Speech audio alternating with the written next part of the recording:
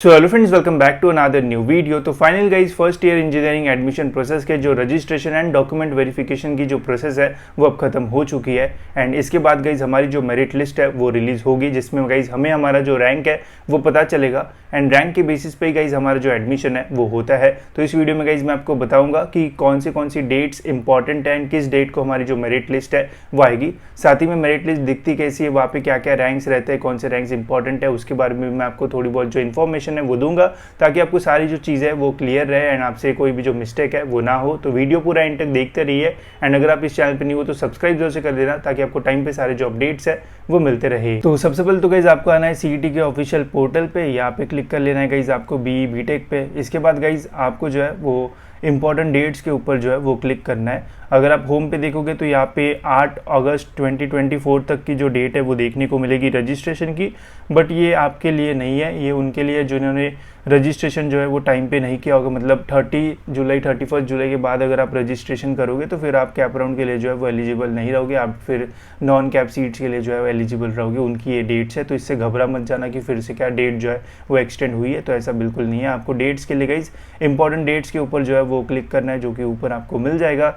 यहाँ पे आप देख सकते हो 30 तारीख को रजिस्ट्रेशन की लास्ट डेट थी, 31 तारीख को हमारी डॉक्यूमेंट वेरिफिकेशन की लास्ट डेट थी एंड फाइनली जो मेरिट लिस्ट की डेट्स है वो भी यहाँ पे रिलीज हो चुकी है। जैसा कि गाइज आप यहाँ पे देख सकते हो, जो हमारी प्रोविजनल मेरिट लिस्ट है ये गाइज रिलीज होगी हमारी 3 अगस्त 2024 को, जिस दिन आपको ये पता चलेगा कि आपका जो रैंक है वो क्या है। एंड रैंक्स में काफ़ी डिफरेंट रैंक्स रहेंगे। अब कैसे रैंक्स रहते हैं वो भी मैं आपको दिखाता हूँ, ठीक है। मेरे पास कुछ एग्जांपल्स भी है, ठीक है। जैसे यहाँ पे कुछ मेरिट लिस्ट में डाल रखी है तो वो मैं आपको दिखाता हूँ आगे। फिर गाइज इसके बाद हमारी जो ग्रीवेंस प्रोसेस है वो रहेगी, जो कि 4 अगस्त से लेके तो 6 अगस्त के बीच में चलेगी। अब इसमें एक्चुअल में क्या होगा, इसमें गाइज अगर आपको मेरिट लिस्ट में कुछ गलतियाँ देखने को मिलती है तो वो फिर आप जो है वो सही कर पाओगे। जैसे कैंडिडेट अपने लॉगिन में जाके चेक कर सकता है कि सारी चीज़ें करेक्ट है या फिर नहीं तो फिर ग्रीवेंस वगैरह जो है वो रेज कर सकता है। इसके अलावा किसी को डॉक्यूमेंट वगैरह में प्रॉब्लम आता है तो वो एफसी सेंटर में जाके करेक्ट वगैरह जो है वो कर सकता है। तो जितनी भी चीज़ें करना है वो आप ग्रीवेंस पीरियड में जो है वो कर सकते हो। उसके बाद गाइज 8 अगस्त 2024, जैसे मैंने आपको बोला था कि 8 तारीख के आसपास जो फाइनल मेरिट लिस्ट है वो रिलीज़ हो जाएगी, तो वही डेट है 8 तारीख को हमारी जो फाइनल मेरिट लिस्ट है वो इस साल जो है वो रिलीज़ हो जाएगी, जिससे आपको अपना फाइनल जो मेरिट रैंक है वो पता चलेगा एंड उसके ही बेसिस पे गाइज आपका जो एडमिशन है वो होगा। ध्यान रखना, एक बार फाइनल मेरिट लिस्ट निकल गई, रैंक आ गया, उसके बाद फिर आप अपने रजिस्ट्रेशन फॉर्म में कोई भी जो चेंजेस है वो नहीं कर पाओगे। तो ये बहुत इंपॉर्टेंट है, ग्रीवेंस में चेक कर लेना, कुछ भी गलतियाँ दिखती है तो अगर सही करना है तो कर लो, बिकॉज फाइनल मेरिट लिस्ट के बाद फिर जो चेंजेस है वो करना बहुत जो है वो मुश्किल हो जाता है, ठीक है। तो 8 तारीख को फाइनल मेरिट लिस्ट आ जाएगा एंड इसी रैंक के बेसिस पे आपका जो एडमिशन है वो होगा। अब देखो गाइज यहाँ पे इसके अलावा और कोई भी जो डेट्स है वो मेंशन नहीं है, बट इसके बाद हमारी जो कैप राउंड की प्रोसेस है वो स्टार्ट होगी।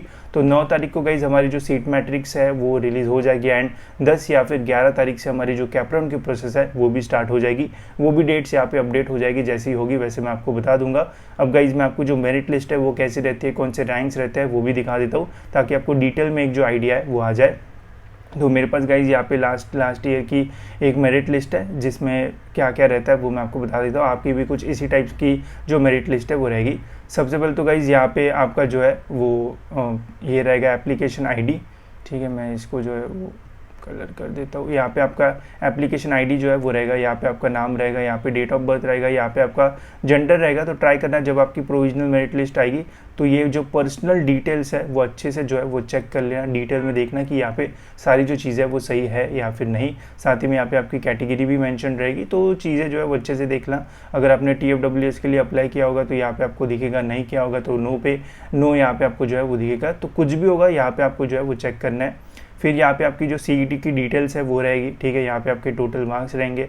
फिर यहाँ पे आपका JEE मेंस का जो स्कोर है वो रहेगा, अगर आपने JEE मेंस से अप्लाई किया होगा तो, अगर नहीं किया होगा तो CET का ही जो है वो यहाँ पे रहेगा। फिर यहाँ पे आपके जो क्वालिफिकेशन डिटेल्स है वो रहेंगे, ठीक है। तो इसमें भी अगर कुछ मिस्टेक देखने को मिलती है तो आप जो है वो करेक्ट कर सकते हो ग्रीवेंस पीरियड में, ठीक है। तो ये सारी चीज़ें आपको जो है वो चेक करना है जब आपकी प्रोविजनल मेरिट लिस्ट रिलीज़ होगी तब। उसके बाद गाइज फिर यहाँ पे हमें हमारे जो रैंक्स है वो देखने को मिलते हैं। अब जैसे आप ऊपर वाले ऑप्शन सिलेक्ट करोगे उसी के अकॉर्डिंग यहाँ पे आपको जो रैंक्स है वो देखने को मिलेंगे। सबसे इंपॉर्टेंट यहाँ पे रहेगा गई स्टेट जनरल मेरिट नंबर, ठीक है। तो ये जो है वो बहुत इंपॉर्टेंट होता है, कैसे इसका यूज़ कर सकते हो वो मैं आपको आगे बताऊंगा। फिर रहता है गाइस यहाँ पे यूनिवर्सिटी जनरल मेरिट नंबर, जैसे स्टूडेंट का होम यूनिवर्सिटी नागपुर यूनिवर्सिटी है, राष्ट्रीय संत तुकडोजी महाराज नागपुर यूनिवर्सिटी, तो उसका यहाँ पे रहेगा। अगर आपकी मुंबई यूनिवर्सिटी होगी तो यहाँ पे आपका मुंबई यूनिवर्सिटी का यूनिवर्सिटी रैंक रहेगा। फिर है गाइस यहाँ पे state general category merit number, ठीक है। तो इस स्टूडेंट का जो कैटेगरी है वो है ओबीसी, तो यहाँ पे ओबीसी कैटेगरी का इसका मेरिट नंबर क्या रहेगा वो यहाँ पे हमें देखने को मिलता है। फिर यहाँ पे यूनिवर्सिटी कैटेगरी मेरिट नंबर, ठीक है, तो ये यहाँ पे रहेगा, मतलब यूनिवर्सिटी के अंदर कैटेगरी में कौन सा मेरिट है वो। फिर यहाँ पे TFWS के लिए जैसे स्टूडेंट ने यस किया है तो इस पर आपको TFWS का रैंक देखने को मिलेगा, एंड ऑल इंडिया का भी यहाँ पे हमें जो रैंक है वो देखने को मिलता है, ठीक है। तो अगर आप जेई से अप्लाई कर रहे हो, CET आपने दी ही नहीं है, तो ऑल इंडिया रैंक आपके लिए जो इंपॉर्टेंट है वो रहेगा।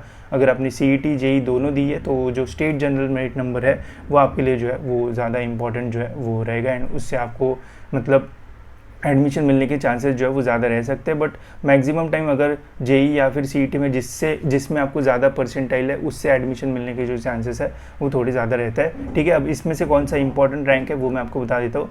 अब देखो गाइस यहाँ पे बहुत सारे जो रैंक्स है वो दिए होते हैं, तो मैं आपको यही चीज़ बोलूँगा कि अगर आप महाराष्ट्र से हो, अगर आपने बस CET एग्जामिनेशन ही दी है, जेई से आपने अप्लाई नहीं किया हुआ है, तो आपको जो स्टेट जनरल मेरिट नंबर है यही जो है वो रेफ़र करना।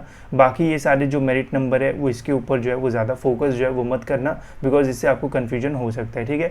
इसके अलावा सपोज अगर आप एक ऐसे स्टूडेंट हो जिसने जेई एंड CET दोनों से जो है वो अप्लाई किया है, तो फिर देखना कि कौन सा मेरिट आपके लिए जो है वो ज़्यादा बढ़िया है, एंड उसको जो है वो कंसिडर करना। बट जेई से जनरली ऑल इंडिया सीट से आपको जो है वो मिलेगी, and state general merit number से जो महाराष्ट्र की सीट्स है वो आपको ज़्यादातर जो है वो मिल जाती है, तो वो दोनों आपके लिए जो है वो फिर इंपॉर्टेंट रहेंगे, ठीक है। एंड जिसने बस JEE ही जो है वो दी है, कोई भी CET एग्जामिनेशन नहीं दिया है, तो उनका बस लॉगिन में ऑल इंडिया मेरिट नंबर जो है वो रहेगा, तो उसे ही जो है वो देखना, तो उससे आपको जो है वो अच्छा कॉलेज मिल सकता है, ठीक है। बाकी अगर आप कन्फ्यूजन्स की मैं बात करूँ तो क्या कन्फ्यूजन होता है, बहुत सारे स्टूडेंट्स को लगता है कि यार मेरी कैटेगरी OBC है तो OBC का ही जो मैं रैंक है वो देखूंगा एंड उसके बेसिस पे मुझे जो एडमिशन है वो मिल जाएगा, तो ऐसा नहीं होता है। यहाँ पे जितने भी रैंक्स रहते हैं, जो हमारी मेरिट लिस्ट होती है एक्चुअल में, तो ये जितने भी यहाँ पे जो रैंक्स दिए होते हैं ये होते हैं स्टेट जनरल मेरिट नंबर, ठीक है। बहुत सारे लोगों को लगता है कि जैसे मेरी कैटेगरी OBC है, ठीक है, सपोज करते हैं कि OBC मेरी कैटेगरी है, तो यहाँ पे OBC हम देखते हैं जनरल OBC ये वाला, ठीक है।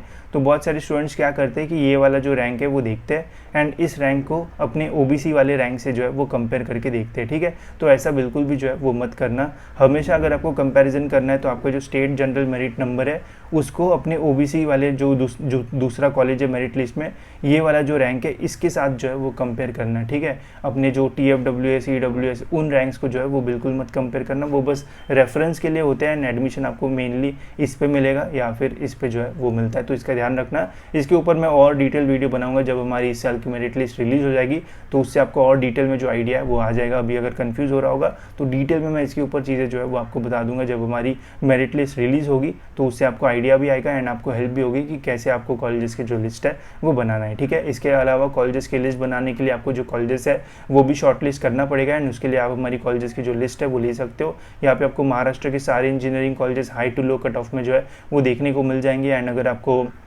डिस्ट्रिक्ट वाइज चाहिए तो जैसे मुंबई के ही कट ऑफ देखना है तो बस मुंबई की लिस्ट आप ले सकते हो, इसमें आपको सारे मुंबई के कॉलेजेस मिल जाएंगे। वैसे आपको नागपुर, फिर यहाँ पे नासिक, फिर पुणे की लिस्ट मिल जाएगी जिसमें सारे पुणे के कॉलेजेस है, फिर अमरावती, ऐसे सभी डिस्ट्रिक्ट वाइज लिस्ट भी मिल जाएगी एंड महाराष्ट्र की पूरी लिस्ट भी मिल जाएगी, जिससे आप इजीली कॉलेजेस फाइंड कर सकते हैं एंड देख पाओगे कि महाराष्ट्र में कौन सा कॉलेज टॉप पे है, कौन सा उसके नीचे है, एंड ये सारी चीज़ें, ताकि आप इजीली कॉलेजेस देख पाओ एंड इजीली उन्हें जो है वो शॉर्ट लिस्ट कर पाओ। तो लिंक जो है वो डिस्क्रिप्शन में, वहाँ से आप इन लिस्ट को जो है वो ले सकते हो एंड अपने कॉलेजेस जो है वो फाइंड करना शुरू कर सकते हो, ठीक है। बाकी जैसे ही कैप राउंड की डेट्स आती है वैसे मैं आपको अपडेट कर दूंगा एंड जब मेरिट लिस्ट आएगी उस दिन भी मैं वीडियो बना के आपको ये बताऊंगा कि इस साल के जो कट ऑफ्स है वो बढ़ सकते हैं या फिर कम हो सकते हैं एंड कैसे आपको रैंक्स को जो है वो रेफर करना है, ठीक है। तो फिलहाल इस वीडियो में इतना ही, मिलते गए जैसे ही और एक इन्फॉर्मेटिव वीडियो में।